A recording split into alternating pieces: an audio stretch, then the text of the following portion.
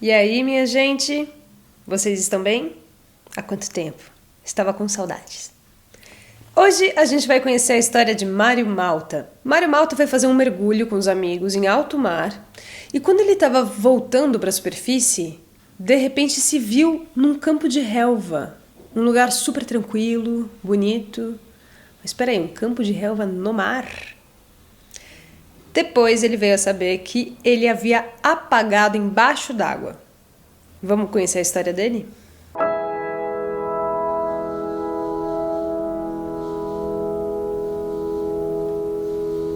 Boa tarde, Mário. Boa tarde. Nós estamos aqui hoje para ouvir a sua história. Eu gostaria que você se identificasse, dissesse o seu nome, sua forma de trabalho e em seguida contasse para os ouvintes a experiência que você viveu, que nós estamos aqui para ouvi-lo com muita atenção.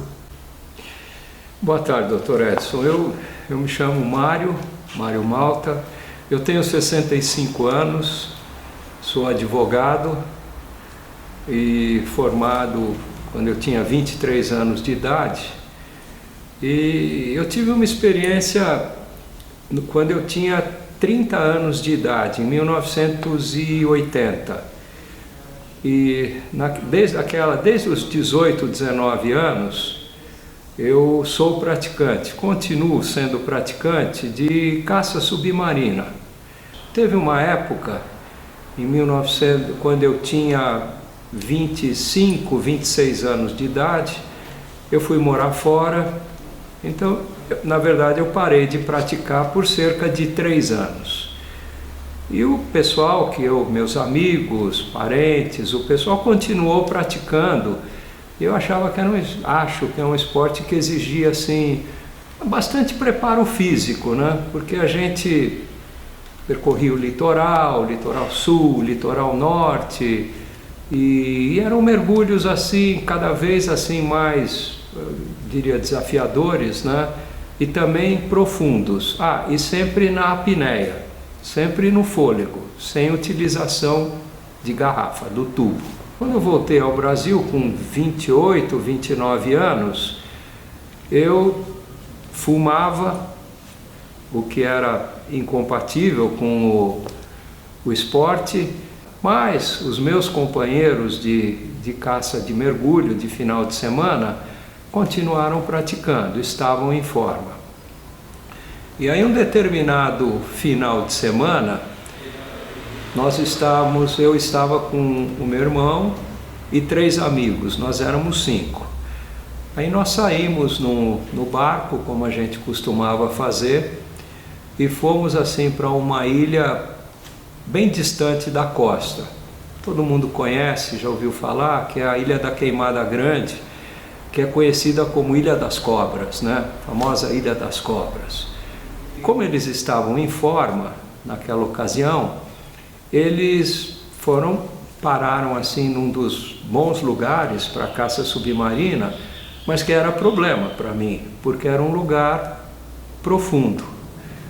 E eu senti que eu queria, mas eu não tinha assim uma forma física, um treinamento adequado para cair ali, para ficar ali.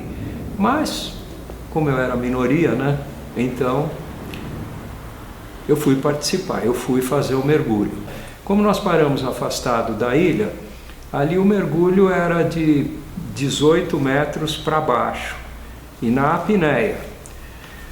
Eu senti, na hora eu falei, puxa, isso é muito fundo para mim, mas eu vou ficar por aqui, eu vou tentar. E eu comecei a pescar, e eles também começaram a pescar. É um lugar assim com pedras submersas, afastado da ilha, e nós ficamos assim uma distância um do outro, vou calcular assim uns 20 metros, 30, 40 metros. E eu comecei a pescar. E eu me lembro bem que naquela ocasião tinha um cardume de badejo lá no fundo, só que o badejo estava bem fundo, ele ficava a 20, 21 metros de profundidade, o que era muito para mim. E aí eu comecei a pescar e peguei outro peixe, peguei 3, 4, 5, e depois de uns 10 ou 12 mergulhos, né, na apneia, aí começa a sentir um certo cansaço pelo esforço, né? E a recuperação sempre um pouco mais lenta, né? Até mesmo sentia assim que o batimento cardíaco já, a recuperação na subida, na superfície, né? E começa a bater, a gente sente ele bater um pouco no pescoço, né? Quer dizer, é um sinal de estafa, né? Mas eu continuei. Num determinado mergulho, eu desci conscientemente, até eu vejo, eu visualizo hoje assim, com muita clareza. Aí quando eu desci, eu vi o badejo que eu queria, que era o objetivo, e eu atirei para pegar aquele badejo e peguei. E quando eu peguei, que o arpão saiu, pegou o peixe, o arpão prendeu numa pedra. E tem uma carretilha, eu falei, deixa lá, eu pensei, eu vou subir, oxigenar, depois eu desço para tirar. Então eu comecei a subir com consciência, tranquilo, achando que primeiro eu ia chegar, eu ia oxigenar e depois eu tiraria o arpão, intocado.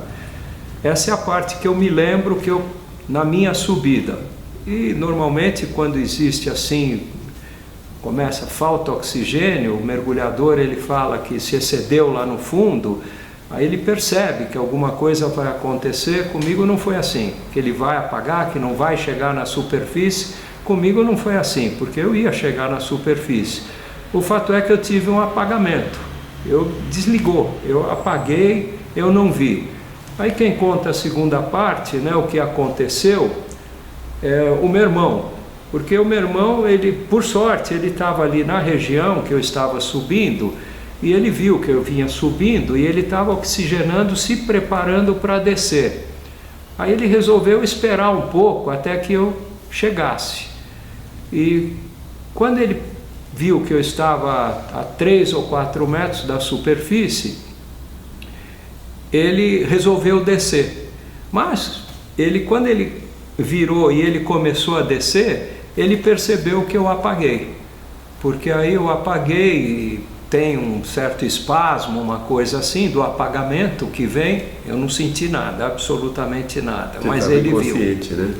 Nesse momento você já estava inconsciente. Sim, sim. Mas ele percebeu.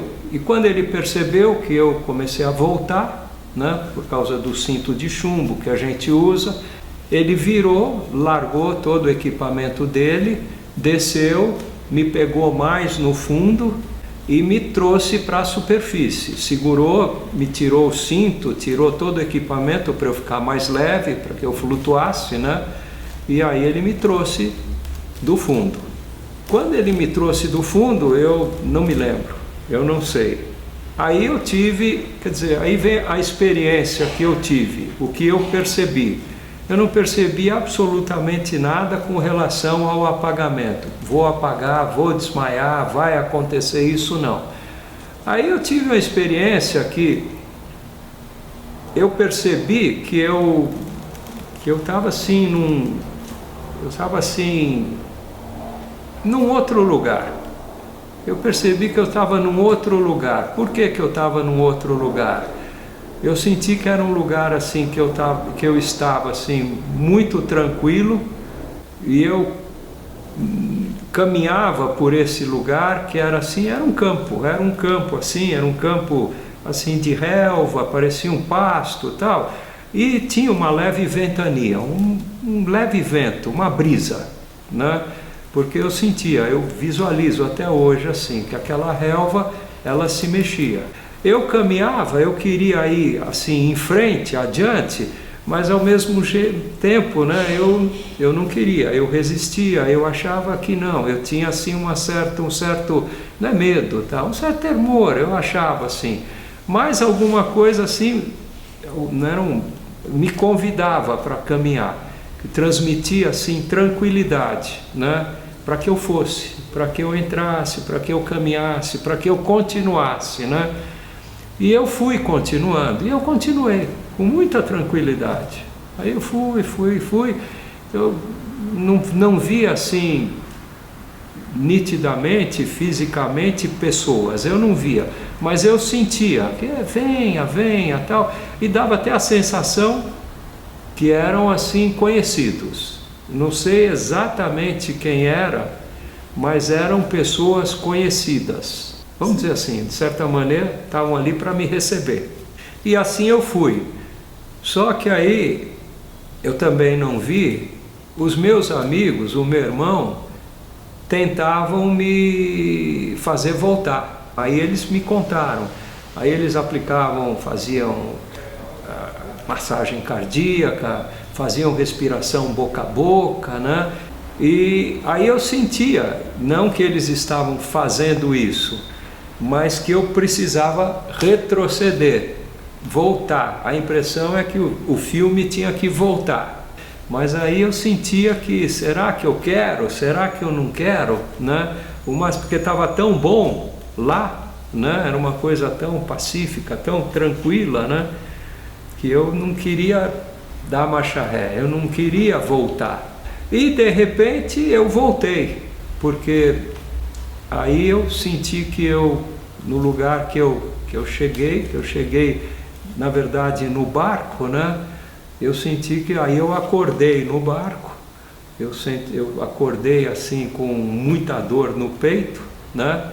E os 4 estavam pulando, estavam gritando até de alegria, porque conseguiu voltar, né? Eu estava apagado, eu estava morto ali, né? Eu senti. Você falou, Mário, que você se sentia bem, né? Naquele momento ali que você estava naquele lugar.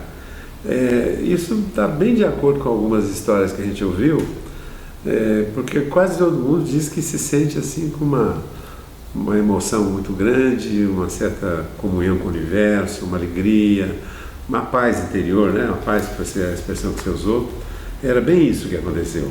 Bem isso, não foi bem tranquilo. E olhando e vendo. Não tinha medo, não tinha pavor? Nada, era uma relva, era uma brisa, a relva mexia, fazia, e caminhando e convidando. Eu sentia que existia assim, vem, tranquilo e tal, e muito tranquilo.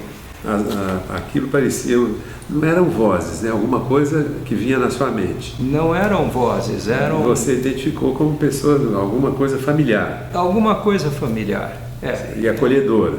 Muito, eram muito acolhedoras. Você estava se sentindo recebido ali, acolhido de algum jeito. Tranquilo, que tinha alguém na frente, algumas coisas, que estava me recepcionando, que ia... E eu caminhando, como se caminhasse pela relva para frente e tal.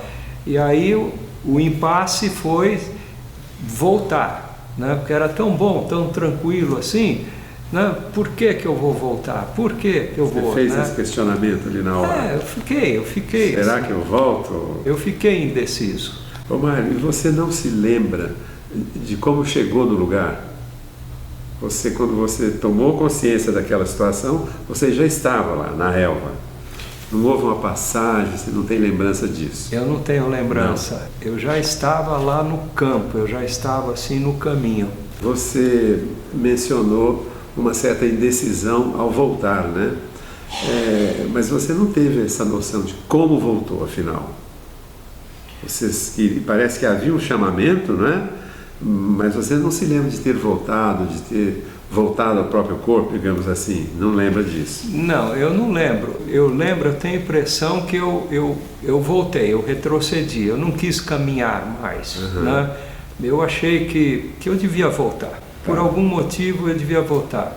Era muito jovem, era quase que recém-casado, a esposa estava grávida, eu não sei, hoje eu penso nessas circunstâncias, talvez isso tenha me motivado um pouco mais a voltar. Né?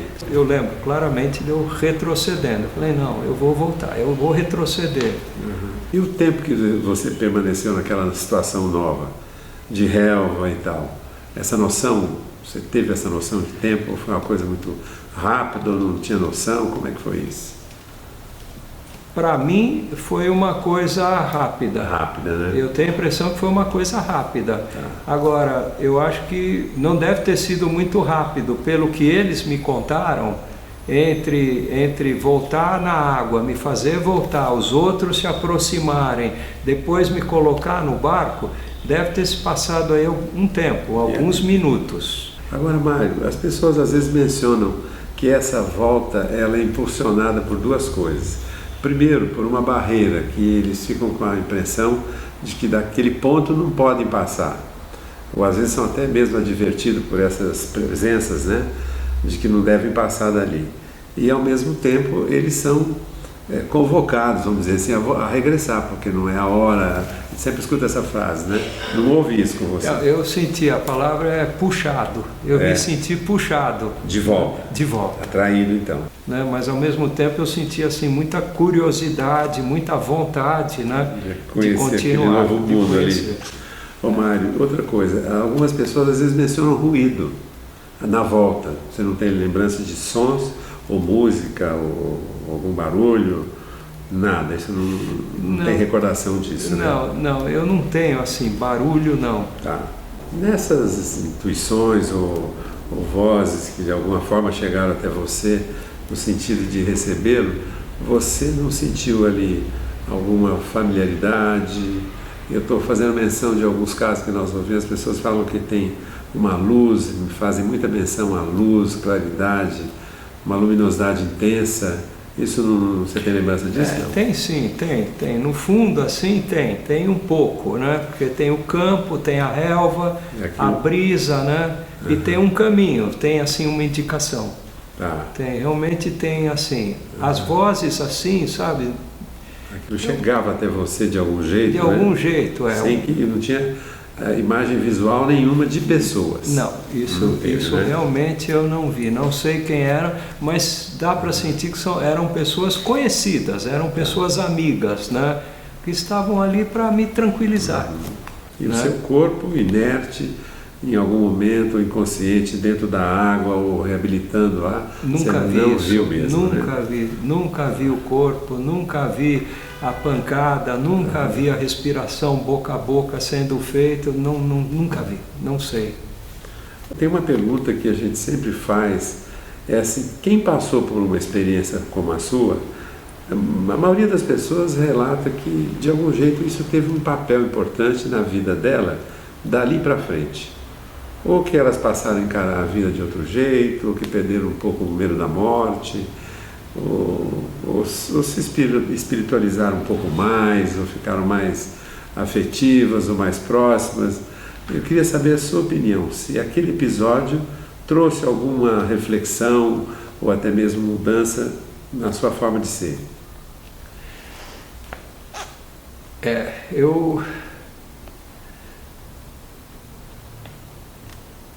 É uma pergunta difícil de ser respondida, né? Pelo momento da vida, da minha vida, né? A minha juventude naquela ocasião, talvez não tenha trazido, mas eu acho que deveria ter trazido, mas não trouxe. Né? Nada muito marcante, assim. Mas eu sempre me lembro disso, eu me recordo, né? Eu acho que hoje, né? Assim, mais maduro, nessa fase, na chamada terceira idade, né? É uma coisa que me faz pensar.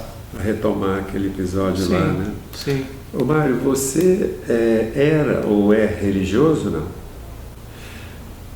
Eu sempre fui católico, né? Não praticante. Mas eu creio. Perfeito. E como é que é a interpretação sua desse episódio? O que você imagina que aconteceu? Vou falar de outro jeito. Todos nós sonhamos, né? Às vezes lembramos dos sonhos. Aquilo não poderia ser uma espécie de sonho que você teve? Ou você consegue discernir e fazer uma diferença entre um sonho de quem está dormindo e sonha, um sonho agradável, e aquele momento lá? Tem alguma analogia? Você fala, não, o sonho é completamente diferente, aquilo foi outra coisa? Eu sonho bastante, Dr. Edson. Eu sonho, eu durmo bem, eu sonho bastante. Mas aquilo foi diferente. Realmente não foi um sonho. Não foi? Não foi um sonho, porque eu nunca mais tive alguma coisa parecida. Você sabe, Mário, que tem um episódio, um detalhe nessa história sua, porque houve ali, você falou que não houve um estresse, né? Ali você estava sabendo que estava subindo, mas você não entrou num desespero, o que normalmente deveria acontecer se você estivesse se sentindo incapaz de chegar até a superfície. Não houve isso, né? Não houve. De repente você está subindo, vou subir, vou pegar fôlego e volto, né? Tranquilamente. Tranquilamente. Eu acho que esse ponto tem uma importância muito boa, assim, quando a gente compara a sua história com as outras, Porque a maioria das pessoas que tem EQM, elas vêm imediatamente precedido de um estresse muito grande, um pavor, uma sensação de que a pessoa está morrendo. E quando isso acontece, do ponto de vista neurológico, a gente sabe que determinada química no cérebro muda. Em situação de grande estresse, quer dizer que isso não aconteceu com você. Não. Muda a ponto de, por exemplo, tem determinadas substâncias que são liberadas no cérebro nessa hora, e essas substâncias são meio alucinógenas e podem dar sintomas de ilusão. Quer dizer, você está subindo, alguma coisa aconteceu ali, você está dizendo que foi o fôlego, né? Mas você não sentia que faltava, você está dizendo que tinha reserva. Eu tinha reserva, tanto é que eu não engoli água, eu não me afoguei, não foi afogamento. Você teve um mal-estar mesmo, um desmaio? Eu tive um desmaio, tive um apagamento, quer dizer... Você nunca teve isso antes? Eu não tive, nada nunca parecido. tive. Não, nunca tive isso antes. Mas tem alguns mergulhadores que já passaram por isso, né? E um apagamento, porque entra, enfim... Descompressão súbita, alguma mudança de alguma... Realmente é o nível, né? Você não teve aviso prévio, né? Aquilo foi súbito. Eu tive um aviso prévio que eram os batimentos aqui, a palpitação, né? No pescoço, o maior tempo de recuperação na superfície para o próximo mergulho, né? E prudentemente deveria ter subido no barco e descansar, mas eu resolvi continuar. Agora, naquela última subida, eu não tive nenhum desespero, não vou chegar, não vai dar, não tive nenhum aviso, nada, foi muito tranquilo. Esse é o ponto que eu achei fundamental na sua descrição, porque a gente está procurando interpretar por que acontece isso com as pessoas, né? Sim. E há várias possibilidades, pode ser um sonho que a pessoa teve, ou um quadro psíquico que desencadeia isso, mas em geral, quando nós conseguimos aproximar uma explicação neurofisiológica para um EQM, nós estamos diante do estresse na maioria dos casos. E aí dá até para você fazer uma vinculação nesse dado que é um dado científico, quer dizer, a pessoa sob grande tensão libera algumas substâncias que podem ter o poder de dar essa impressão mesmo, de algumas lembranças, né, da experiência quase morta. Não é o seu caso. Agora, outra coisa, Mário, que eu estou lembrando aqui, você contou essa história para as pessoas depois? Eu vou te explicar por que eu estou te perguntando isso. Porque um grande número de pessoas com experiência quase morte fica um pouco inibido de falar desse assunto. Eu não contei. Mas Eu não contei. Eu contei assim, primeiro esse episódio do apagamento, nós, os 5, né, no barco, combinamos de não contar para ninguém. Vocês fizeram um pacto. Um pacto, porque não alarmar ninguém, né? Isso, mergulhadores, casados, as famílias iam ficar preocupadas e tal, então decidimos não contar. E esse episódio, eu não contei, só fui contar assim anos depois. Eu já tive outros acidentes, eu tive um acidente que muito sério, que eu fiquei em choque, e faz 50 anos esse ano, por coincidência, foi em 1967, acidente de carro e tal, e não passei por isso. Mas você perdeu a consciência?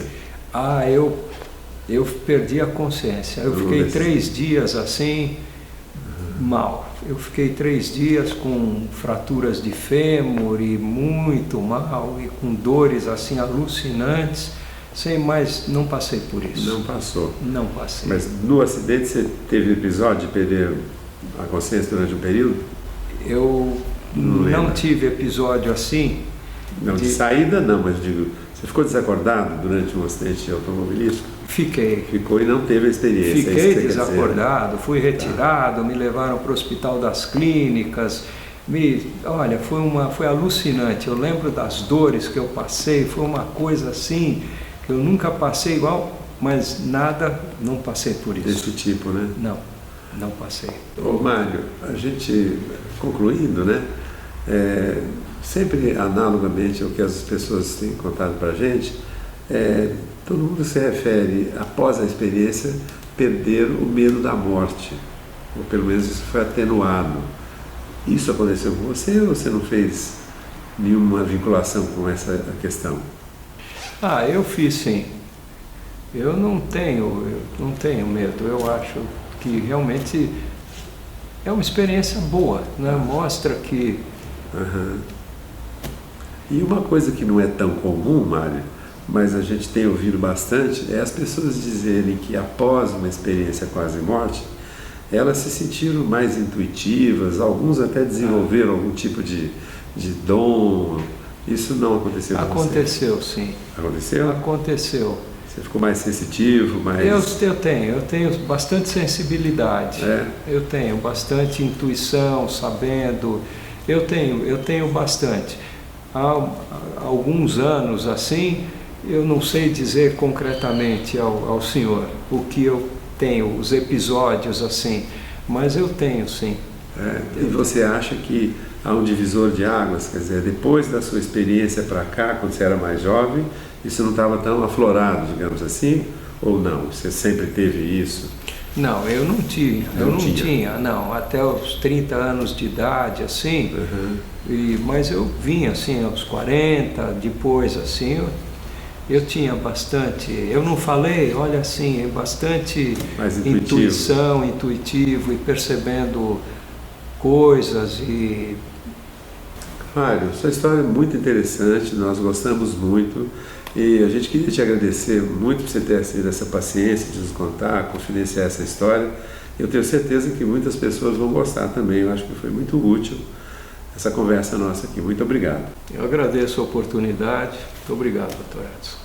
Se você gostou, por favor, compartilhe o nosso canal, se inscreva, divulgue os vídeos para os amigos, dê muitos likes, comente. E se você tiver alguma dúvida ou passou por uma EQM e quer compartilhar essa história com o mundo, por favor, escreva para o nosso e-mail, que é afinal-o-que-somos-nós@gmail.com. Essa é uma nova fronteira do conhecimento humano. Vamos juntos atravessá-la?